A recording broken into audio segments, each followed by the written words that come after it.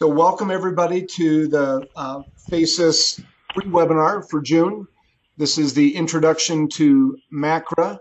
Now, Brad and Matt and Cheryl and Love and Bruce and I are not experts on MACRA, but we happen to have a customer of ours, the PRS Urology, who has several accounts that they work from Care Tracker and our portal on. Mark is an expert in MACRA. His consulting business does a lot of work with all of the CMS policy, and he helps practices across the country figure out how to incorporate all these wonderful changes that CMS is pushing on to you guys. And so I'm going to turn it over to Mark, and he's going to take us through this new payment model. The intention here is that Mark Painter is going to talk about the new payment models in an overview kind of mode to try and get you guys understanding what's involved.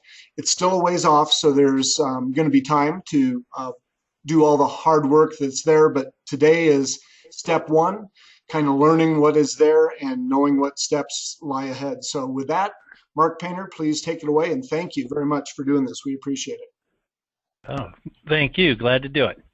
All right. So, as you know, MACRA was passed last year in April, and it was a piece of legislation that was passed primarily to fix the SGR. Every year for the last 6 years, with the exception of this year, we had that last-minute wait for Congress to pass something that avoided that 20% decrease in the conversion factor that was part of the sustainable growth rate, or SGR, that was used to try and project what Medicare would pay for physicians under the Medicare program. And the compromise moving forward, because there is a cost to this, because every time they tried to fix the SGR, they basically were kicking the can down the road. They never actually did anything except for temporarily delay the input so that they could keep physicians' fees at roughly the same level. Now, when they passed MACRA, they had to make some compromises to figure out how they would pay for this. And one of the biggest compromises overall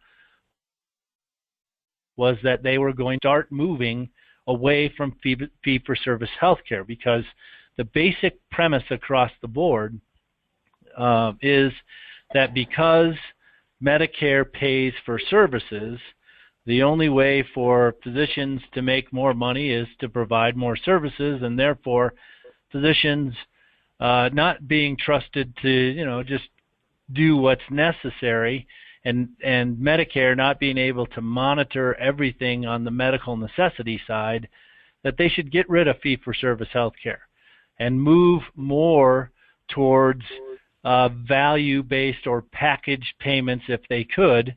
And of course, we all heard Medicare last year design a program or release a program that said that they were going to be 100% value-based within a couple of years, and they've done that to some degree so they can make that claim.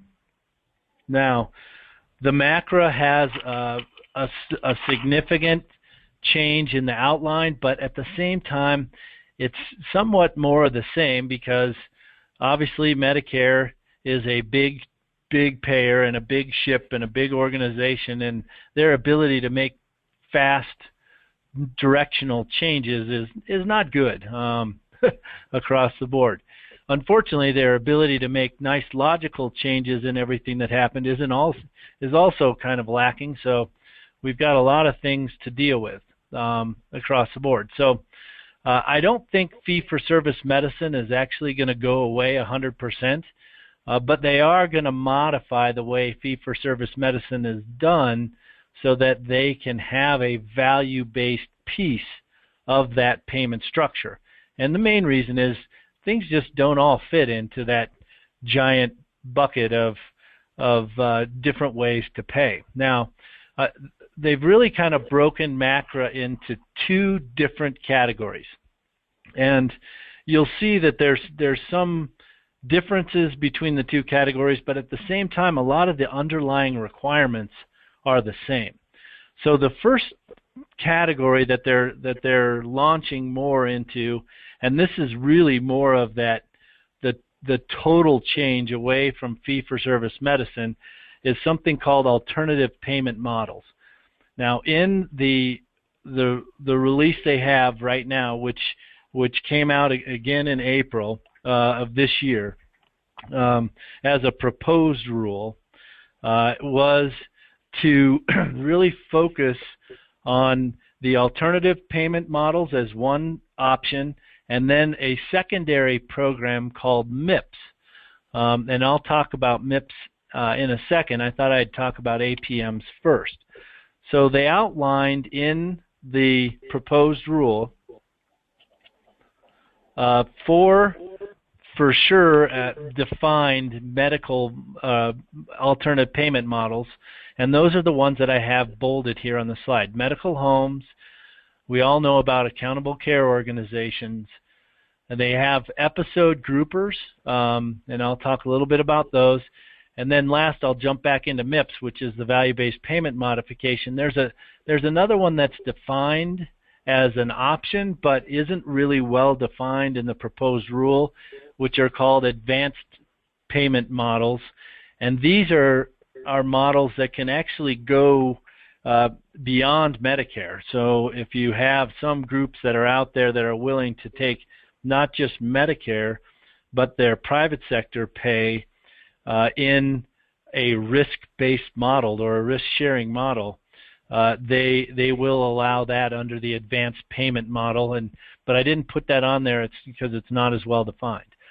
Now, some of the other things that they're looking at, and this is happening already in the private sector, are modified capitation models. This is where they're not doing maybe full caps, but disease caps, or they're looking at different ways of paying per member per month. We have value-based traffic models, and those everybody's experiencing to some degree in the form of narrow networks. This is where, of course, they take a look at physicians and decide which physicians are cheapest per capita, and they promote them by giving them gold stars or making them part of the network and other physicians from the network. This is a good way to control costs because they just limit the number of physicians that will actually are available to see their patients. And then finally, disease-based payments are another way that they're looking at doing things. So it's not just Medicare that's looking at different ways of doing things, but we're going to focus really on the Medicare models right now. So just a little background on what the medical home is. The medical home, as you may know, is it's a model in which has to include some primary care, either in a primary care practice or a multi-specialty practice. And they will allow some non-primary care physicians who offer primary care physicians into a medical home, although there aren't many specialists that really fall into that category as it's currently defined. I think there are some openings that they will continue to broaden this particular model. But essentially what this does is that in the medical home, you have what I'm going to call a quarterback physician. And this is primarily for chronic diseases like diabetes or COPD or chronic heart failure, where you have somebody making sure that the patient is in fact receiving all the care that's required for that disease process. And there is a risk-based component to this, in that the primary care physician may be paid a global fee to not only see the patient but manage the patient. But there are some risk-based factors in that ultimately the payment can be either withheld or deducted later if the patient doesn't receive all the care that they're supposed to receive under that disease state. And then, of course, there are some incentives to the control that if the patient has a problem related to their chronic disease, because they didn't actually have all that monitoring, there may be some take-backs there. So that's the kind of the general outline of a medical home. Next one is the episode grouper. The episode grouper, right now they have 41 in the proposed rule, and they have 7 additional proposed episode groupers. Now, these are primarily based around DRGs and hospital care. So we're talking about, hip replacements and joint replacements, or big surgeries like prostatectomies, where instead of paying the physician and the facility and the anesthesiologist and the pathologist and the radiologist all separately, they would actually pay one entity a full fee for the entire care surrounding that particular surgery, and the providers and facilities would be left to distribute that money among the individuals who are responsible or provide care under that grouper. The next model, which everybody's heard about by now, I hope, the Affordable Care or the Accountable Care Organization, is really a group of physicians that are required to have all of their information electronically integrated, and there is a big focus across the board on the fact that ultimately if the information is shared across the board, you would eliminate multiple tests or duplicate testing, and there would be a more collaborative approach to the overall care, and the information regarding that patient's care is moved back and forth among the providers within the Accountable Care Organization. A little aside here, you've probably heard a little bit about the fact that accountable care organizations that jumped in originally to participate in some of the Medicare programs and even in the Obamacare programs, a number of them did not elect to move from stage 1 to stage 2 or stage 3 because they found the process too onerous. I did actually have interaction with one group out did make the move from stage 1 to stage 2, which means they are fully integrated electronically. The information and collaboration is there, and they found after all of that their patient savings was about 4%, and they tracked all of that savings back to early discharge from the hospital. So what they found in the end is that all of the new electronic gizmos, widgets, gadgets, and everything else didn't really help in reducing cost, and that they could have saved all the money on integration and had the same savings just by discharging patients early from the hospital. So we'll see if there are others that come up with similar conclusions and what that does to the overall focus on ACOs in the near term. Now, you may all be aware that Medicare's current shotgun approach to value-based medicine includes 3 major components.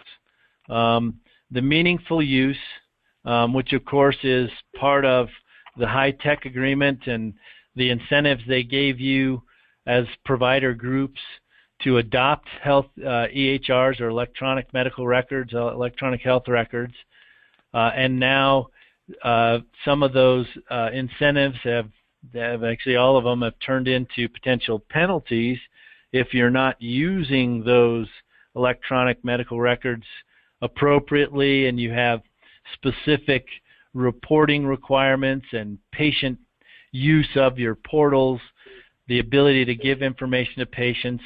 All of those are measures within the meaningful use program.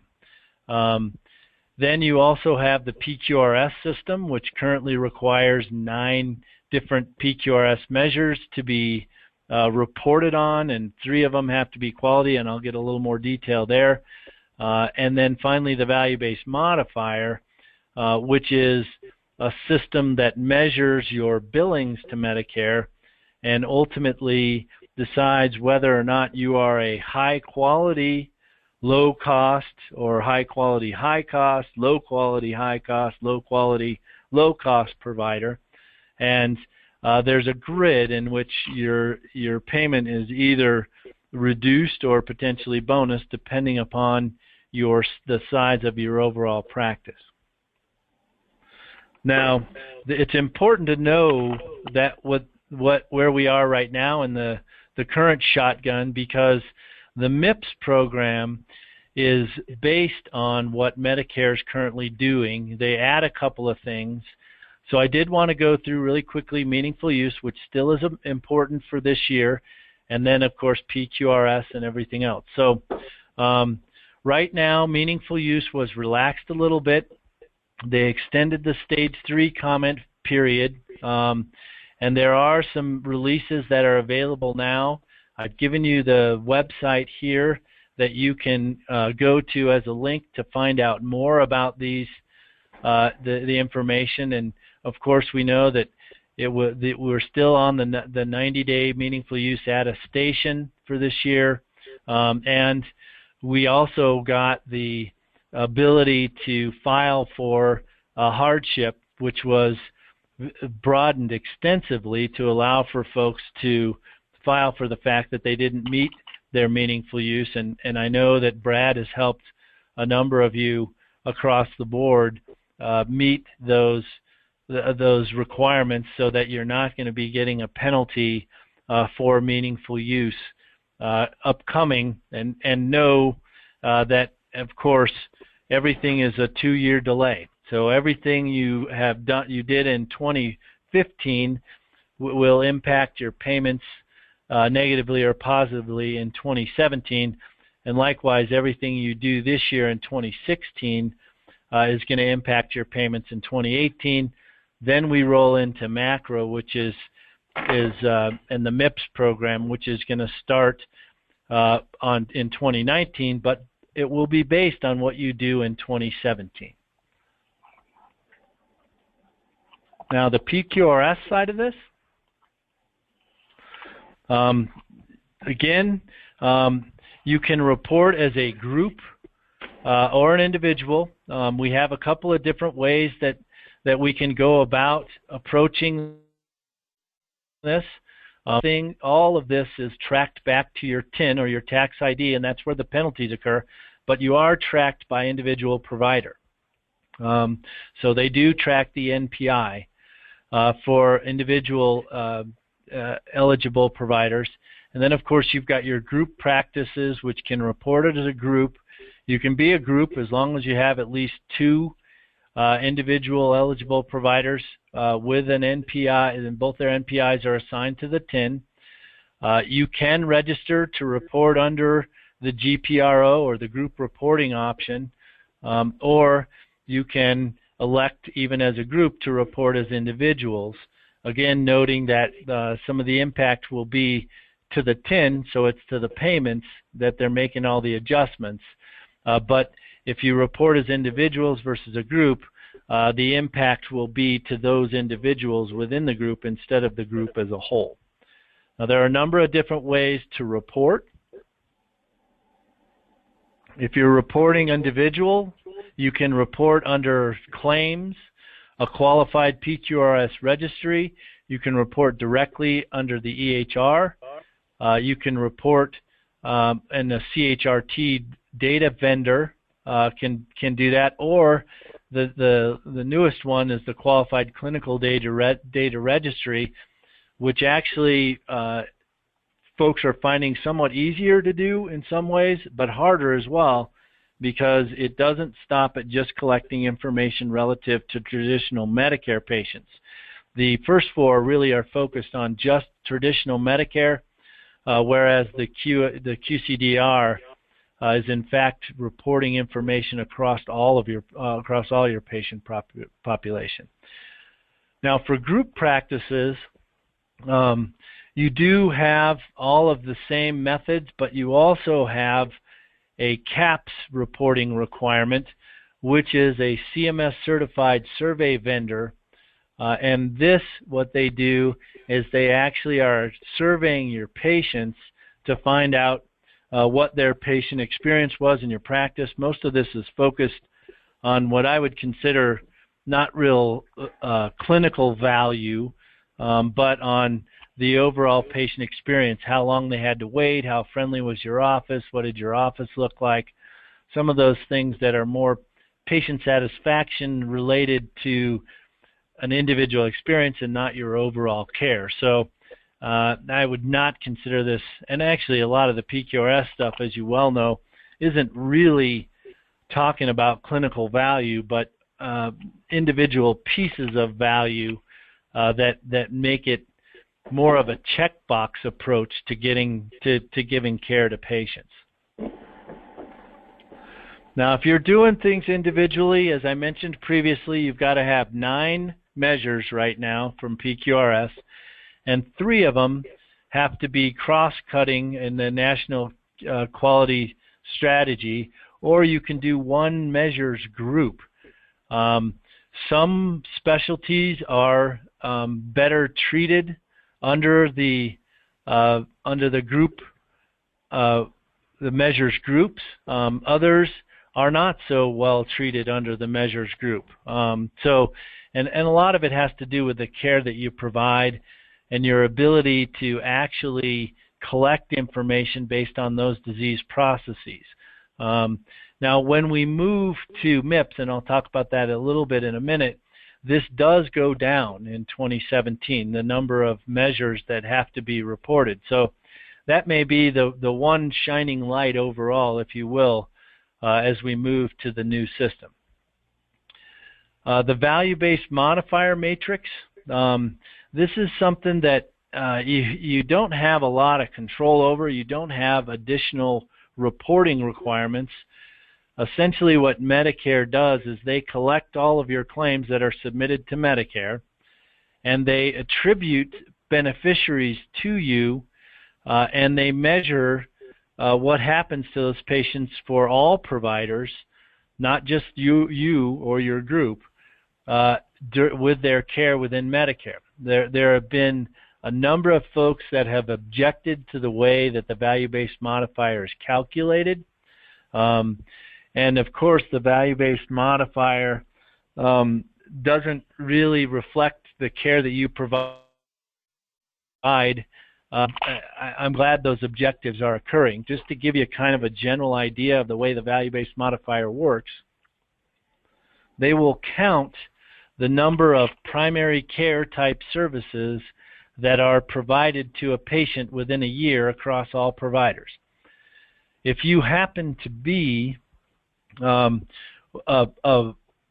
provider that does the most, let's say, E&M visits for a particular patient, you are assigned that benefit or that beneficiary as the responsible physician, and they are attributing their cost then to you.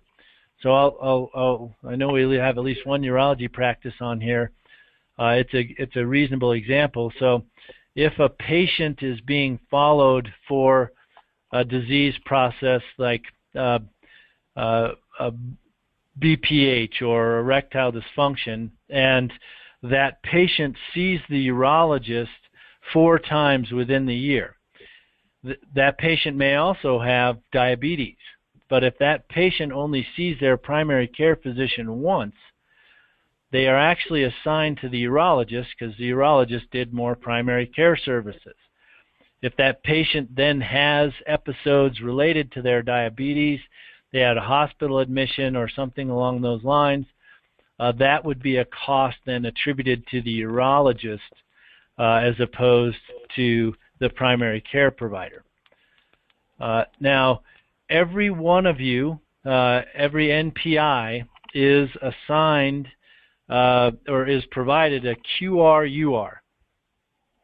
A QRUR is a quality report and utilization report that is available to you right now on the Physician Compare website.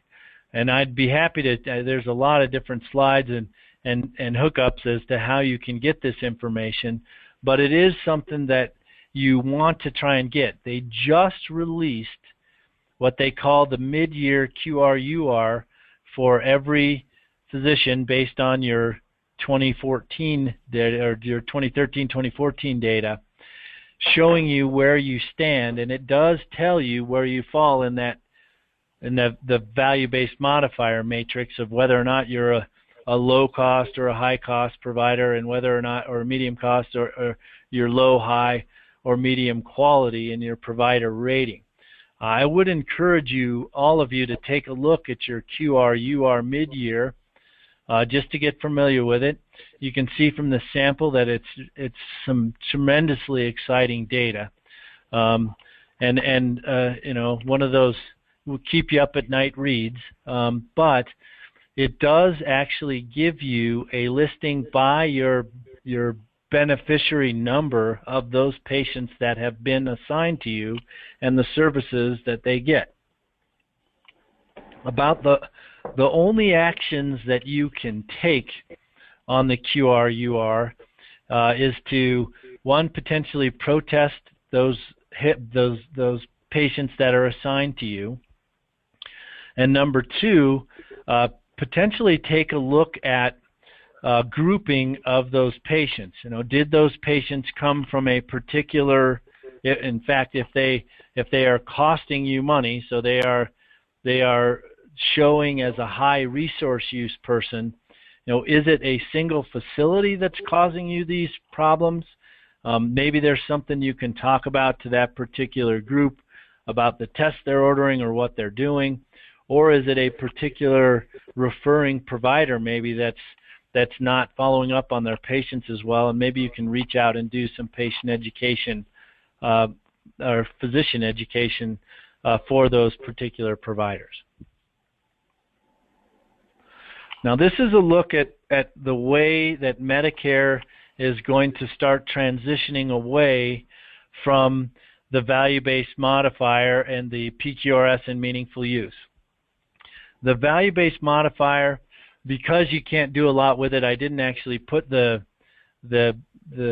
decreases here, and for a lot of solo practitioners and small groups, they're not implementing the value-based modifier adjustment at this point.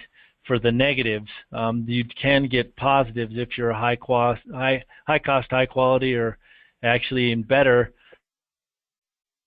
low cost, high quality provider. But your ticket into all of this is PQRS. That ultimately, if you fail on PQRS, you are automatically going to get penalized in the value-based modifier if you are eligible for that penalty. And then meaningful use is currently separate as a penalty, and you can see that those numbers are significant when we start hitting 2018 and 2017, potentially 5 to 9% if you're a larger group down if they add the value-based modifier. Now, when we move to 2019, so this is again going to be based on next year's data, the overall push is going to be a 4% penalty. Now that 4% penalty, and actually your penalties across the board, are in fact going to be implemented as a 2% reduction or a 4% or 3%, depending on where you have that hit, on all your Medicare eligible patients, traditional Medicare, not your Medicare Advantage plans, but your traditional Medicare patients. And it will be applied to all payments or allowed amounts across the board. On the flip side, you can get a penalty of, a bonus of what they call 2%, but it's actually a 2% bump based on a budget neutral application, meaning that if there were no providers that were penalized, every provider would get $0 on the bonus.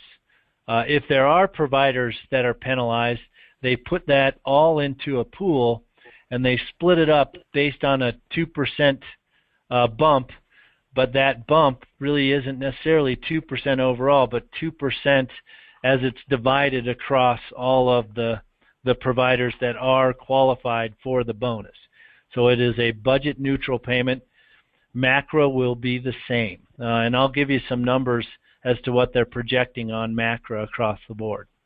Now, the MACRA program that they're talking about in the proposed rule is going to move from the single system, or the multiple system of meaningful use, value-based modifier, and PQRS to now 4 legs and a single scoring system called the comprehensive payment score. It's going to include quality, resource use, clinical practice improvement, and some of the meaningful use certified EHRT. They've actually renamed it, and this actually gives you a better idea of how this scoring system is going to work. So first off, we'll talk about quality. This is 50% of your score. So again, they are maintaining the importance of what they're calling quality. They are going to use a modified version of PQRS here for the most part. There is a little bit of the value-based modifier in this, but for the most part, it is PQRS renamed and revamped. You've got 80 to 90 points depending upon the group size that you can get. You are going to be required to choose 6 PQRS measures, and of these, one of them must be an outcome measure if it's available. Now, right now, we don't have outcome-based measures for every specialty.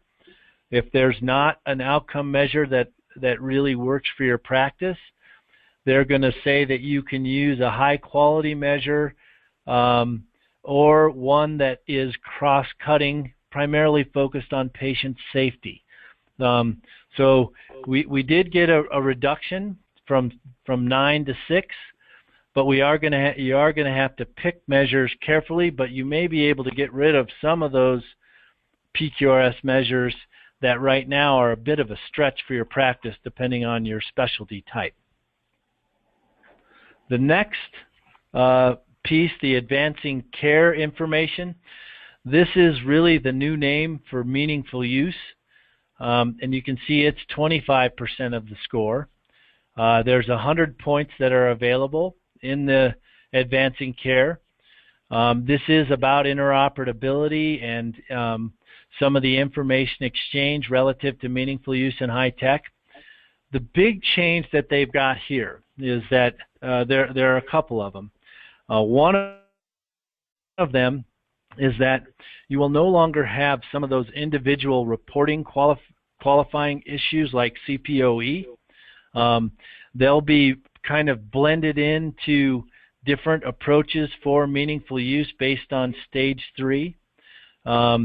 And ultimately, instead of having thresholds, like right now you're supposed to have 25 patients hitting your patient portal, you'll qualify for an advancing care if only one patient hits your portal, but they're going to grade you now on a curve. So essentially, your point basis is going to be compared to how you performed on stage 3 to how all the other providers within your specialty performed on stage 3, and that's how your score is going to be. So they're really putting you in competition with other providers. The new portion of meaningful use is this clinical practice improvement activities. And what they've done is they've proposed 90 different activities that are available to you. And I've given you a few examples of things that you can do on these, but there's 90 of them. Some of them are ranked as high, some are medium, and some are low. The high, and I don't even know what to label them, the ones they ranked as high are going to be worth 20 points if you do them. Mediums are worth 15 and lows are worth 10. So you'll have to pick between 3 and 6 depending upon whether you pick medium, high, or low reporting measures. And then those are going to be 15% of your total score, and whether or not you're going to do that. And they don't have a way to measure those right now. So they're going to start off with an attestation, most likely, and a 90-day window of participation in these clinical practice improvement activities. The last 10% of your score is going to be based on resource use, and that will replace the majority of the value-based modifier. And they didn't really change the methodology at this point, although they are discussing how they can change that. So that'll be based primarily right now on your QRUR. So you can see that what they've really done is kind of take the existing programs, revamp them a little bit, and push them into a new program that changes the way things are scored. Now, the way that you report, you can see, is fairly similar. You've got the QCDR, the Qualified Registry, the EHR. They've got a web interface. They're trying to get some MIPS things in place, and they're trying to see if there's an administrative way to do this. But those are all things that are down the line. So you're probably going to be reporting things in a similar fashion. Same with your meaningful use, either attestation, qualified registry, or directly from the EHR. Your CPIA, again, as I mentioned, right now they're going to start off with attestation, but they intend to add other methods of reporting as they grow along. And then finally, the administrative reporting, which is all done on claims, so you don't really do anything. And you can see that most of them are calendar year reporting requirements. So this is going to be a change in that instead of the 90 days for your meaningful use, they're going to require it over the entire year. Now, as they looked at all of this, one of the things that they really pushed on both the APM side and the non-APM reporting under MACRA, almost everything requires these reporting pieces and this composite score. So regardless of whether you are in a position to work under a medical home or an ACO or any of those things, you are still going to have to deal with all these underlying reporting issues. They change the way the scores are counted, and they change the way you're credited with information. So being in an APM may make it a little bit easier, but everybody's going to have to really deal with this reporting system no matter which direction they go. So my recommendation to all of you is to really take a look at MIPS and what you're doing right now with PQRS and meaningful use, and watch your QRURs, and we'll take a look at ways to solve the CPIA as things begin to form in place. Now, this is a proposed rule, and so there could be some changes that come down the pipeline in the overall way that they're going to require MIPS. Right now, they're reporting, and actually that's the total number of physicians that are going to be in the Medicare program of 761,000 with a total price tag you can see in the millions across the board. They think that 45.5% of physician practices will receive a negative payment adjustment. They think that 80% of small practices, the way they've got it set up right now, are going to be in this negative payment adjustment practice, in this negative payment adjustment category. This was based on 2014 data, as they estimated into 2017. This is not really, I think, where Medicare wants everything to be. They realize that they need small practices, especially in rural areas. So we do expect potentially some adjustments in the overall scoring system and the way they do things. you can see the impact that, obviously they think that 54% will receive positive adjustments. They think that they're going to shift $833 million from the negative impact to the positive impact side. And that the aggregate impact in the positive is going to be $1.3 billion. And that's because they've added an exceptional performance carrot, if you will, of $500 million onto the $833 million they think they're going to collect from those providers which are penalized. I'll give you a few different examples of CPIA actions, and then we'll open it up to some questions.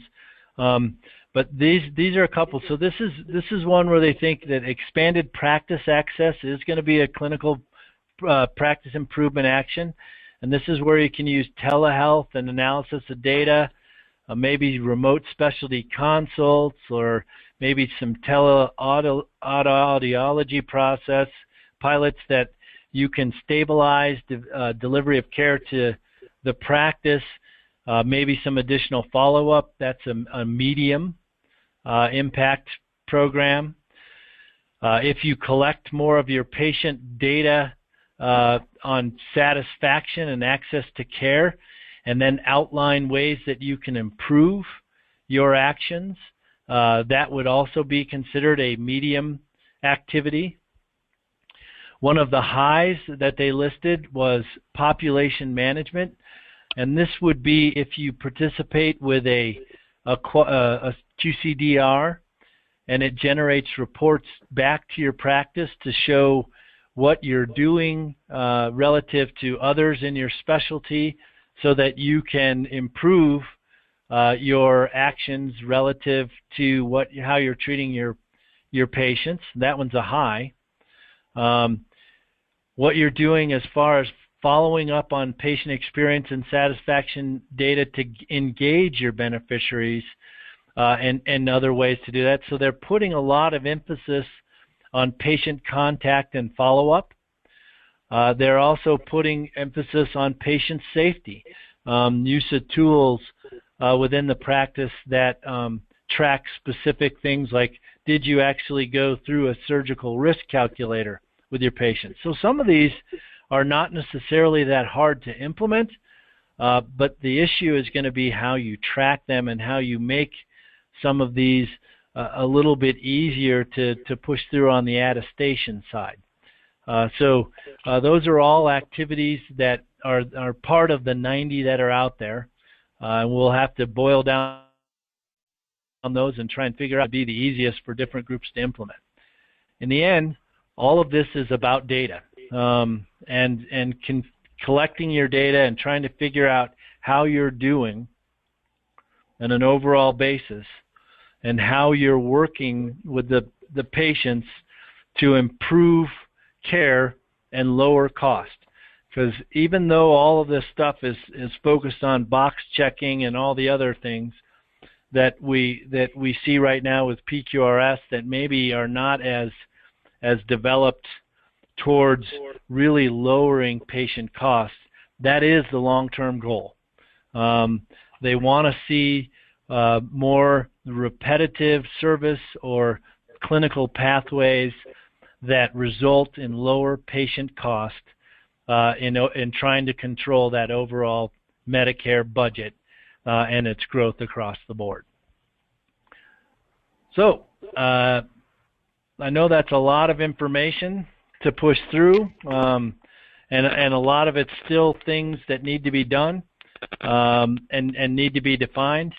I will close with one other comment, in that what we've seen in the past with proposed rules is a tweak or a small change within that. We rarely see wholesale changes in a proposed rule.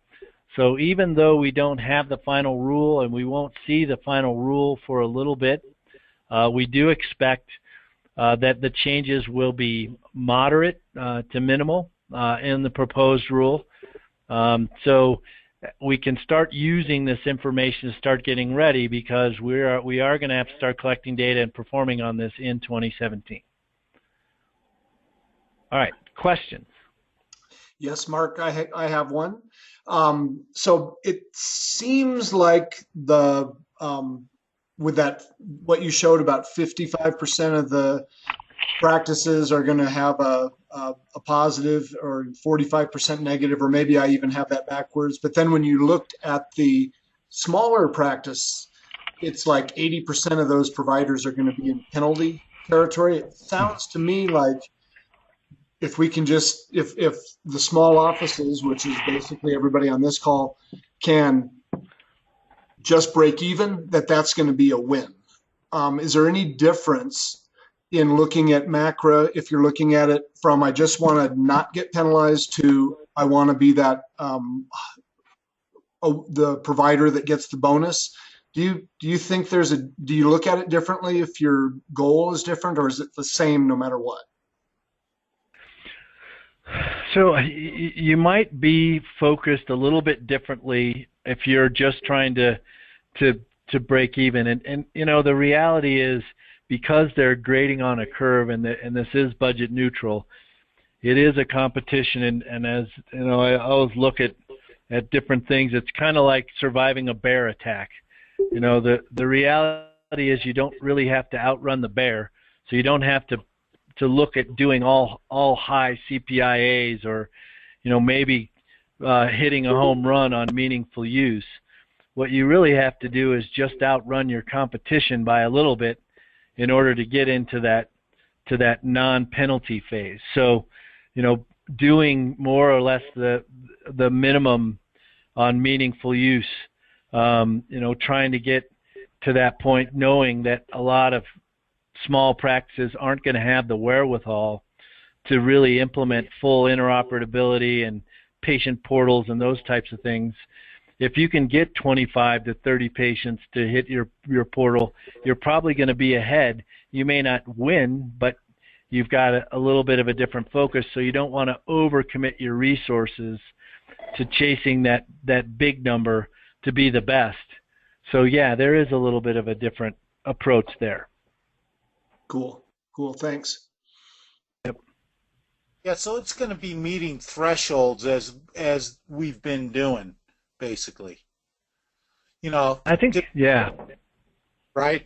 You're like, you've got to have such a percentage of people, you know, utilizing your patient portal, for example. Might as well stick with that. Okay, I've got a certain percentage doing that, and now, as opposed to just trying to hit the percentage where I know at least I'm going to pass, now I want to get to now I want to actively encourage and engage patients to use it, staying ahead of the curve a little bit. Yeah, and those are not going to be hard thresholds, but more targeted pieces. Like, we're going to, instead of looking at Medicare saying you got to have 50, we're going to try and you're going to end up estimating that threshold as, all right, I think if I hit 25, I'm probably going to beat most of my competition. So it is going to be thresholds, but they're going to be more projected on how to beat the competition or other physicians. Is that because it's graded on a curve? It's the zeros? Yep. Okay. So what would you say are the things that practices should be doing today? We know the rule's not final. We know that meaningful use has been relaxed, but we still gotta be there. We know we have to report on PQRS this year regardless. What would you recommend practices start to do differently, knowing that MACRA is coming, compared to what they may have done last year to attest for meaningful use and PQRS, and then of course all the new requirements that are coming with the patient satisfaction? What can they do today to get them pointed in the right direction? So a lot of what you need to do is really, I think, focus on making sure you're good at PQRS. I mean, because that's 50% of the overall score. If you can nail PQRS at the 9, you know, you're probably going to be able to deal with PQRS at the 6. So to me, making sure that I'm really well versed in PQRS, and as we get towards the new set of PQRS releases that'll be coming out, that's going to be one, and that includes, as making sure you have the back end support for just reporting the measures, making sure you ask those questions. And I think from that standpoint, you can look at it two different ways. One of the things that we see a lot of practices doing right now on the EHR side is not actually relying enough on their extenders to collect that information and put it into the electronic medical record, but dropping it administratively in the lap of the clinician or the final EHR operator, if you will. So I think the more you can start pushing administrative collection of data, did somebody get their flu shot, into your MA and to your upfront, to get that loaded into your electronic medical record to get really smooth on the administrative side, that would be one thing I would focus on. And then the other thing I would say is, trying to get a hold of your EHR and using it really as a data tool instead of just an expensive electronic filing cabinet. Those would be two of the big things I would look at right now. The CPIA stuff, I think, are things that we can develop throughout the year, and you will see some solutions coming out, I think, to address those. But look at those things and start thinking about what you can do on the clinical improvement activities. So those would be the three main actions I would look at. Okay, thank you. And we do have a question from Lauren at Colorado Sleep. Lauren's question is that it sounds like CMS is really pushing for providers to participate in a managed care system with the patient-centered medical home. Would you agree that they're really trying to push providers to these different models? I think they are. I mean, the reality of where we are in the system right now is that physicians have what amounts to a limited snapshot of patient care. You don't necessarily know without a true interoperable electronic medical record or a health exchange what services a patient is provided outside of your practice unless the patient gives you that information. And so by pushing it up to the payer level and the managed care programs, you've got a more coordinated data set that they're working from. And so I think there is a push to do that right now. I think there's an opportunity for physicians in groups and with interoperability to eventually take that on at a different level. But right now, with smaller groups, I absolutely agree that they're pushing things more into that managed care side of the equation. And, of course, the Medicare Advantage plan. So there's a number of folks, as we've talked through this, that some folks have looked at this and said, wow, what could I do? And if I look at the MACRA hit long term, so I'll go back to the percentage, sorry, and you see this 9% down. That number corresponds to what you can charge over Medicare in a non-participating provider practice. So if you've got a practice that's significantly Medicare Advantage based and you've only got a little bit of traditional Medicare, you might consider going non-par, knowing that you're going to take a dip in your traditional Medicare plan, but you could actually skip MIPS, let the Medicare Advantage plan start picking through all of your data with their healthcare records reviews, and the patients that you see that are traditional Medicare, even though you're 9% down, if you're charging them at what you can actually collect Medicare rates from them. So it's a budget neutral switch and might be a statement move that some practices could make. So that's probably not the directional answer you were looking for, but in the end, I do think it's a push to drive people into that managed care setting, and then it might work. Got it. Yep. Okay. So really, my takeaway from this is, for years we've dealt with the reduction that needed to happen in cost to Medicare, and it never happened. And every year we went through the nightmare of, first it was 3% and then 6%. And oh my goodness, the last couple of years it was 25% cut to fees. In order to make that go away, we had to horse trade. And what we got in return was more kick the can down the road, basically, in the form of MACRA, which was going to take a couple of years to introduce. But when it comes back, it's going to incorporate basically the meaningful use and PQRS that has already been required, plus a whole bunch more. And we got out of not having to have a cut, but in order to not have a cut, things have to change. Otherwise, Medicare goes broke. And MACRA is the way to get there. So having everybody understand what's involved is going to be imperative. And the downside for you as a practice is going to be, a pretty significant double-digit cut in your Medicare reimbursement if you're not paying attention. And if you are paying attention, and if it goes like we've seen in the past, you don't have to, if it is graded on a curve, you don't have to necessarily be the best student in the class to avoid penalties.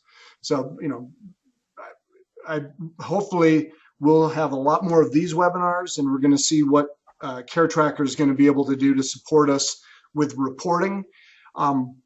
In that line of thinking, I just want to say that a lot of Care Tracker end users kind of have an offline reporting system where they just export data. And I know that, for example, a lot of Mark's clients that are on Care Tracker use Trellis to export data to, and then they get reporting. Do you know, Mark, are you envisioning that tools like Trellis are going to be things that come into play with doctors being able to survive MACRA, or is that just a different direction and you use those tools for different things? So I think that those are going to help. Those tools help with, like the InfoDive product does help with looking at costing and where you are compared to others in your cost side of the equation. What those tools don't do is help you with the meaningful use EHR side. So you're going to need a combination reporting package across the board to look at both your CPT and ICD-10 coding, being able to really group your patients well, and that may be easier within the InfoDive setting because diagnoses are tracked within EHRs like Care Tracker, and some of it's going to depend on how you utilize Care Tracker in the EHR setting. Are you really putting it in the distinct data fields, or are you kind of lumping things together? So, but I think it's going to be a combination reporting system to really trying to find out where you are. Okay, so if our providers that are on Care Tracker and are watching meaningful use and are staying, within the thresholds, if they're doing that now, is that about the best preparation that they can have on getting ready for the EMR part of MACRA, or is there something lurking behind that we haven't really identified yet? We'll have to see what the final meaningful use threes are, and what they have there. But I think yes, hopefully as Care Tracker tries to keep up with everything, we'll have to watch what they can and can't do. Right, and I will say, from another question out there, from the perspective of Care Tracker, they are dedicated to being a certified EHR, and so as that shifts from being ONC certified for meaningful use to being certified by whatever body, probably still ONC for MACRA and MIPS or whatever you happen to be in, I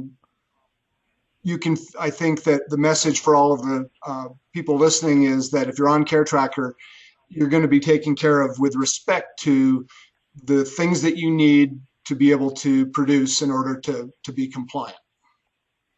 Yep. All right, and sorry to monopolize the questions.